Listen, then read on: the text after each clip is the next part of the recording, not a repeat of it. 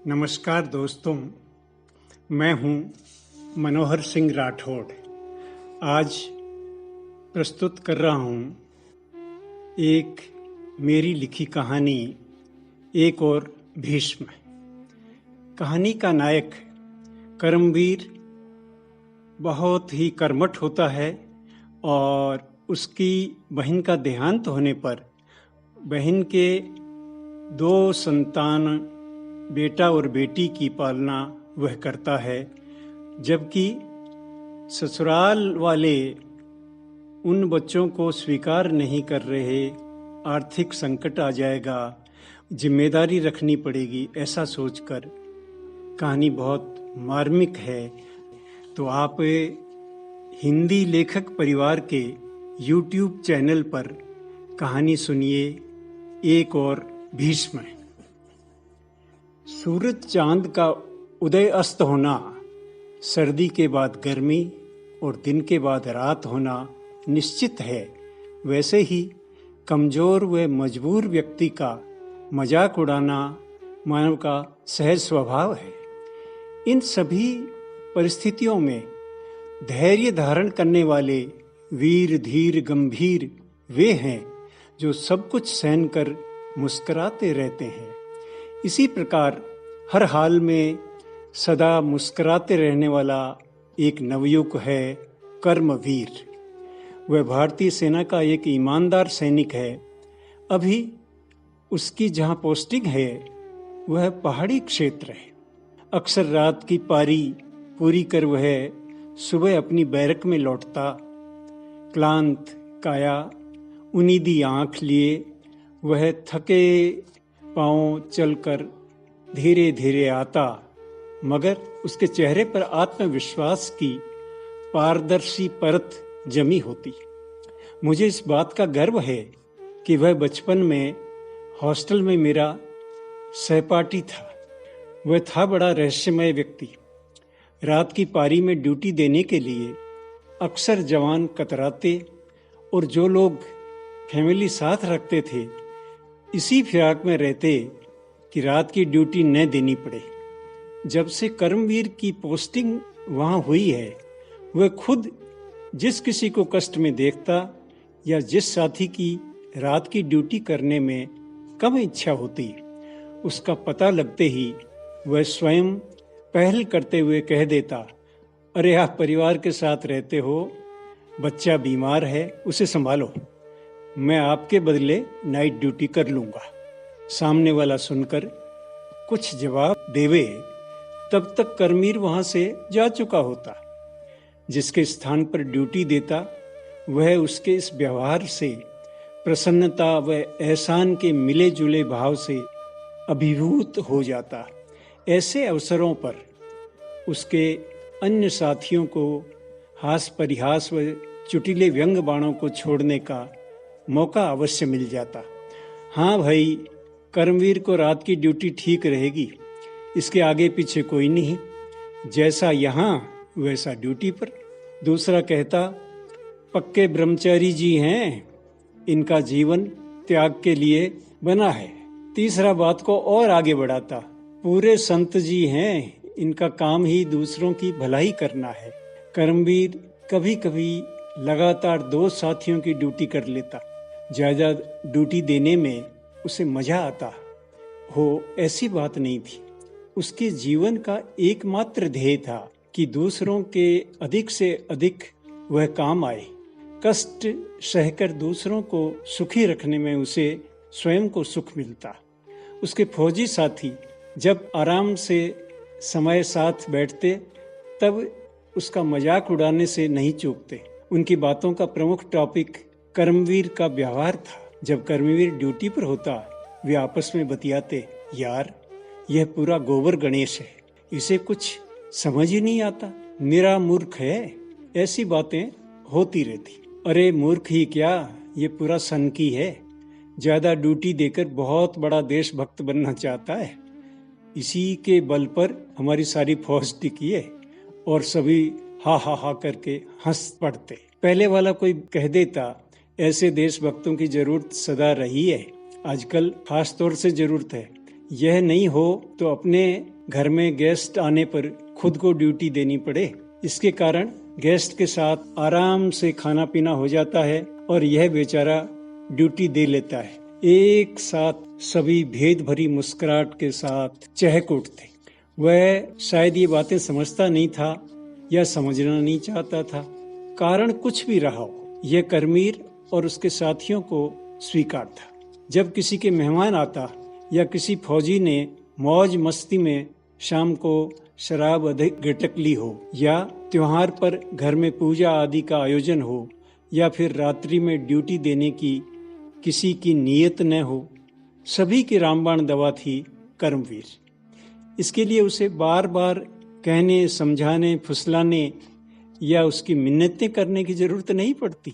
बस किसी तरह उस तक बात पहुंच जानी चाहिए कि अमुक साथी के साथ यह समस्या है। उसी समय कर्मवीर ड्यूटी देने को उपस्थित रहता। दूसरे के बदले की ड्यूटी देने के पश्चात भी नाक भौं सिकोड़ने का सवाल ही नहीं था। यूं यह प्रत्येक काम को सलीके से करने का अभ्यस्त था। यार लोगों के ऊल जलूल मजाकों का हंसकर साधारण रूप से सह लेना उसकी आदत थी और उन हास्य के क्षणों का खुद भी भरपूर आनंद लिया करता।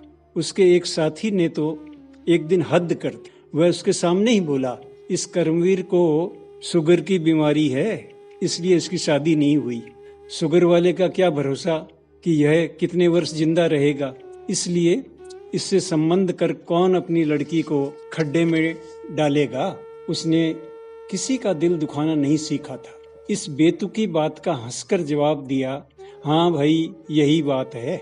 उस दिन के बाद उस पर उसके साथ ही सतर्क निगाहें रखने लगे।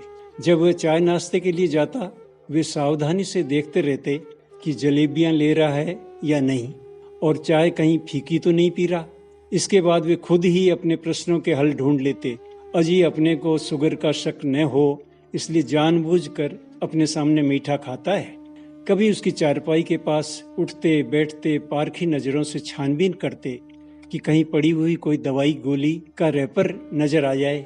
धीरे धीरे बात डिस्पेंसरी के सरकारी डॉक्टर तक पहुंची।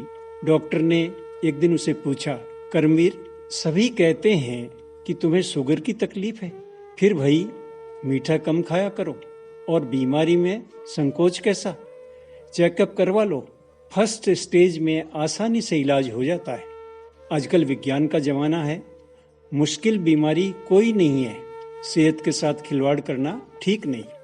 एक सांस में डॉक्टर की कही गई बात को मजाक के रूप में लेते हुए उसने कहा, डॉक्टर साहब मेरे कौन से बच्चे रोने वाले हैं, जितने दिनों यह शरीर चलेगा ठीक है, देश सेवा में लगे हैं, फिर ऊपर भगवान जी के से जा मिलेंगे।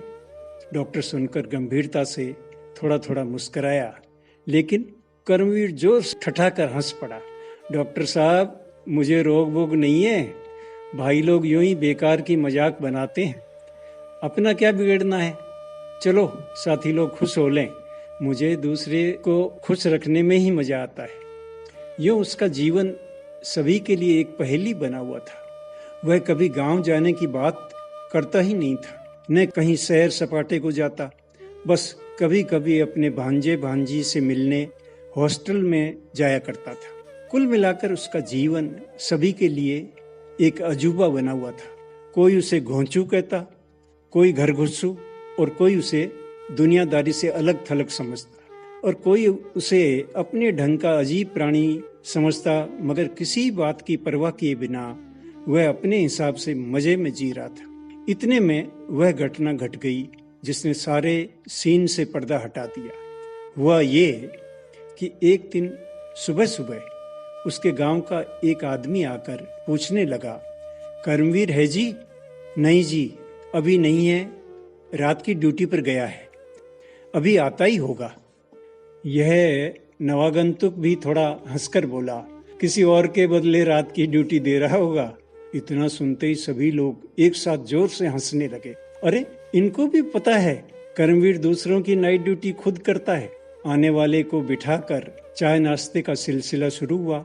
उसके साथ ही बातें चल पड़ी। भाई जी आपका नाम क्या है? धर्म सिंह।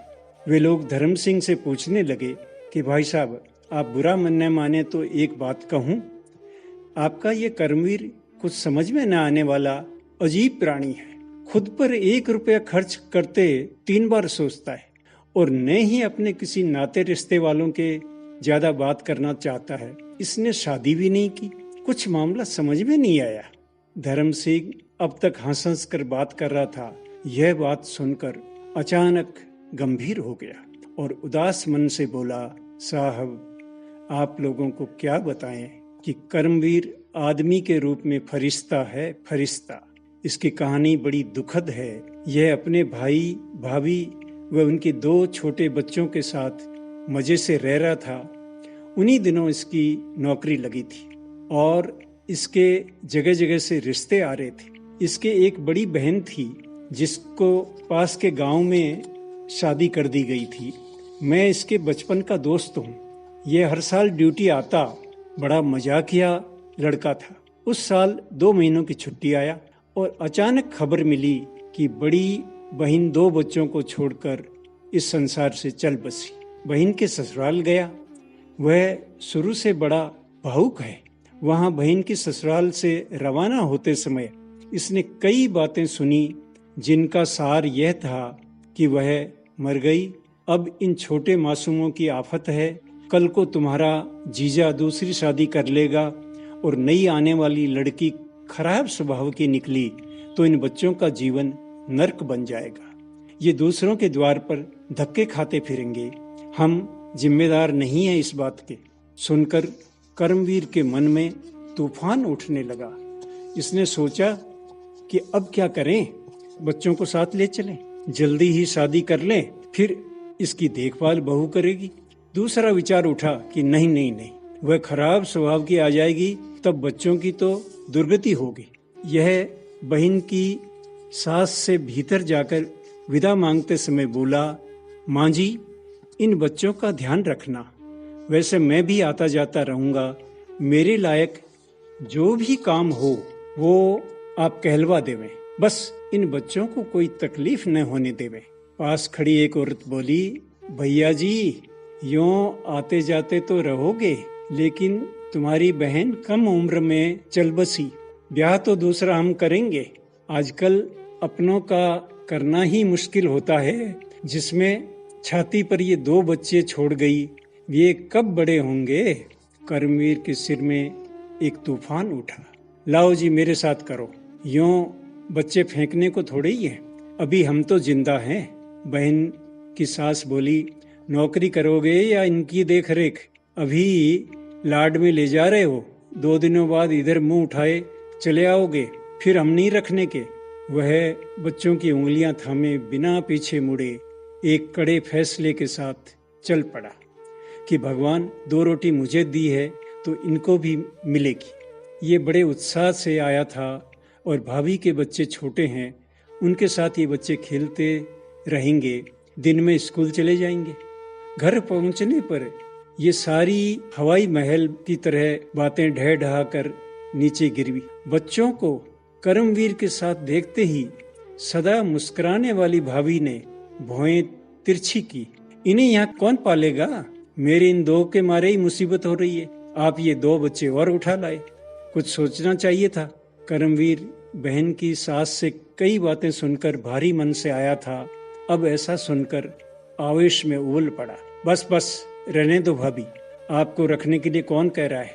मैं अपने आप इनकी देखभाल करूंगा। भाभी ने देवर के बदले हुए रंग ढंग देखकर कुछ व्यावहारिकता का पुट दिया। आप 10-20 दिनों में नौकरी पर चले जाओगे, वहां इन्हें क्या साथ ले जाओगे? खैर, अभी रख लो, जब बहू आएगी आपकी तो परे धकेल देगी। इसने भाभी को कुछ नहीं कहा, चुपचाप अपने कमरे में चला आया। मन में एक संकल्प लिया, छुट्टियों में रहा तब तक उन बच्चों को खिलाना, पिलाना, नहलाना सब कुछ अपने हाथों करता रहा। कोई माँ भी अपने बच्चों को इतना प्यार नहीं कर सकती जितना इसने किया। खैर, ड्यूटी खत्म होने पर यूनिट में जाना ही था, सो उसने पहले हमारे घरों की एक विधवा चाची के पास बच्चों को छोड़ गया। पैसों का पूरा इंतजाम कर दिया। उसके बाद बड़े शहर में पोस्टिंग होने पर भांजे भांजी को साथ ले गया। एक बेऔलाद फौजी व उसकी घरवाली के यहाँ बच्चों को रखता और ड्यूटी से आते ही खुद देखभाल करता। यूं काम ठीक चलने लगा। ये भाई बहन बड़े होते गए। फिर इन्हें अलग अलग हॉस्टलों में दाखिला दिलवा दिया। इसकी रात दिन की कड़ी मेहनत रंग लाई। दोनों बच्चे खूब होनहार निकले। लड़का इंजीनियरिंग में पढ़ रहा है और लड़की डॉक्टरी पढ़ने लगी है। इसके भाई भाभी ने एक दो बार शादी का प्रस्ताव रखा। इसने साफ मना कर दिया, मैं शादी नहीं करूंगा, मेरे सिर पर बच्चों की बड़ी जिम्मेदारी है। अब भैया एक दिक्कत आ गई। यह अपनी भांजी व भांजे को कहता कि तुम लोग अपने गांव जाओ। पिछली बार छुट्टी आया तब बहनोई व बहन की सास से मिलने गया था। उन्हें बोला, अपने बच्चों को संभालो जी, मैंने पढ़ा लिखा दिया, आपको पालन पोषण नहीं करना पड़ा। अब मेरी ड्यूटी खत्म है, 1-2 बरस में नौकरी लग जाएंगे। उन लोगों को सारी बात का पहले से पता था। झेंपते हुए बोले, आपसे मजाक की थी और आप कुछ नाराज होकर इन्हें ले गए, वरना अपनी औलाद फेंकने के लिए थोड़ी ही होती है। कर्मवीर सहजता से बोला, ठीक है जी, ठीक है, अब छोड़ो वो पुरानी बातें, अब संभालो अपने बच्चों को। वहां से लौटकर इसने अपनी भांजी तथा भांजे से कहा, अब तुम लोगों को अपने घर जाना चाहिए, वहीं छुट्टियां बिताया करो, जिससे आपसी प्रेम बढ़े, परिवार वालों से मन मिले, आखिर रहना वहीं है। बच्चे इससे लिपट कर रोने लगे, हम आपको छोड़कर कहीं नहीं जाएंगे। बात भी ठीक थी। उनके लिए इस धरती पर कर्मवीर ही सब कुछ था। माँ का दुलार और बाप का रक्षा कवच इसे ही माना था। वे और किसे अपना समझते। यह सारी करुण कथा सुनकर सभी साथी स्तब्ध रह गए। वे जैसे आसमान से अचानक धरती पर आ गिरे हों। बैरक में बैठे हुए लोगों में से कईयों ने एक साथ पूछा, अजी कर्मवीर अब उन बच्चों को वापस क्यों भेजना चाहता है? इसे जब रखना चाहिए था तो रख लेता। धर्म सिंह ने सहजता से कहा, अरे आप और हम सभी यही सोचेंगे, मगर ये दूसरी माटी का बना हुआ है। इसका कहना है कि मैंने इतने दिनों बच्चों की रखवाली की, अपना फर्ज निभाया, अब ये कमाने लगेंगे। अब साथ रखने पर लोग कहेंगे, इन बच्चों की कमाई खाने और बुढ़ापे में सेवा करवाने के लिए इतने दिनों स्वार्थ के कारण साथ रखा। भैया जी, यह आदमी एहसान किसी का नहीं लेता, सभी की सेवा करना अपना फर्ज समझता है, इसलिए कहता हूँ कि यह इंसान नहीं कोई फरिश्ता है। सुनकर सभी दंग रह गए। अरे, जिसे हम भोंदूमल समझते थे वह व्यक्ति इतना महान है। उसने बहन के बच्चों के लिए पूरा जीवन दांव पे लगा दिया। अरे, ये आज तक हम सभी के दुख तकलीफ बीमारी में सेवा करता रहा।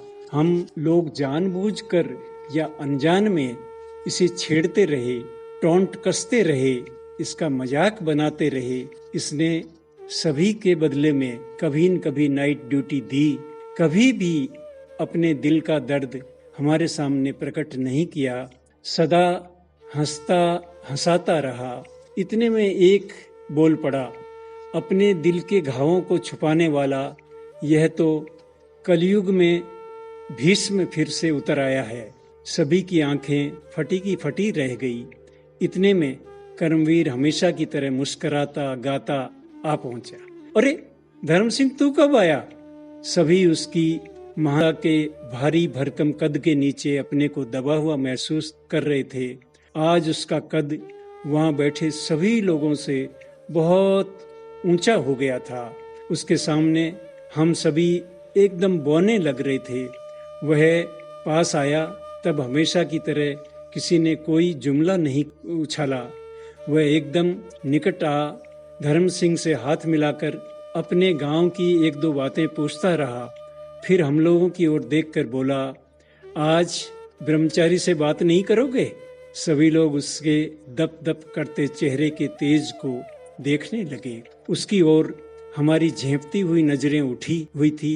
भीष्म मुस्कुराता हुआ अपनी बैरक की ओर धर्म सिंह को लिए चल दिया। उसके कद्दावर पैर मजबूती से ठक ठक करते आगे बढ़ते जा रहे थे। अभी आप सुन रहे थे कहानी एक और भीष्म। मैं मनोहर सिंह राठौड़ अब आपसे विदा लेता हूँ और ऐसी कहानियाँ इस चैनल पर सुनते रहें। धन्यवाद। अगर आपको रचना पसंद आती है तो लाइक और कमेंट्स ज़रूर करें और शेयर कीजिए।